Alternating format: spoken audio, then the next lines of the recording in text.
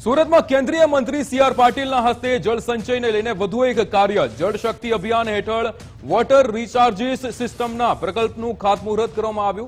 केंद्रीय मंत्री सीआर पाटिले भूमिपूजन કરી અભિયાનનું ખાતમુહૂર્ત કર્યું હતું। ઉધનાના છત્રપતિ શિવાજી સ્પોર્ટ સંકુલમાં અભિયાન હેઠળ પ્રકલ્પનું ખાતમુહૂર્ત કરવામાં આવ્યું। કાર્યક્રમમાં સાંસદ મુકેશ દલાલ, ગૃહ રાજ્યમંત્રી હર્ષ સંઘવી હાજર રહ્યા। सीआर पाटिल મંત્રી બન્યા ત્યારથી પાણીને લઈને ચિંતિત છે। કઈ રીતે વરસાદી પાણીનું સંચય થાય તે દિશામાં કામ શરૂ કર્યું છે, જે રીતે સાંસદ દ્વારા કહેવામાં આવ્યું। નવસારીના સાંસદ હોવાથી અહીંથી જળ સંચયની શરૂઆત થઈ છે। હવે સુરત પોલીસ પણ વરસાદના પાણીનું સંચય કરશે। સંચય એ ખૂબ મહત્વનો કાર્યક્રમ છે। આજે તો આપણા સમગ્ર દેશમાં જ્યારે 4% જેટલું જળ બચેલું છે, ત્યારે આ જે પણ કંઈક વરસાદનું પાણી આવે છે તે ડ્રેન નહીં થઈ જાય અને એનો સંચય થાય।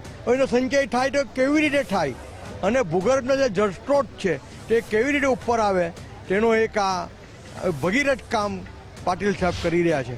આજે સુરત શહેરમાં સુરત મહાનગરપાલિકાની જો ઇમારતો છે, સુરત સિટી બ્રિજ સિટી તરીકે ઓળખાય છે, એટલે બ્રિજીસમાં જો પાણી કલેક્ટ કરીને એમને રેઇન વોટર હાર્વેસ્ટ કરીને એમને ભૂગર્ભ જલમાં ઉતારી શકાય એમના માટેના કામો અને જનભાગીદારીમાંથી બીજી જો પ્રાઇવેટ સોસાયટીઝ હોય છે એમને પણ આ સ્કીમમાં મોટા પાયા ઉપર આવરી લેવા માટેનું આયોજન કરવામાં આવ્યું છે।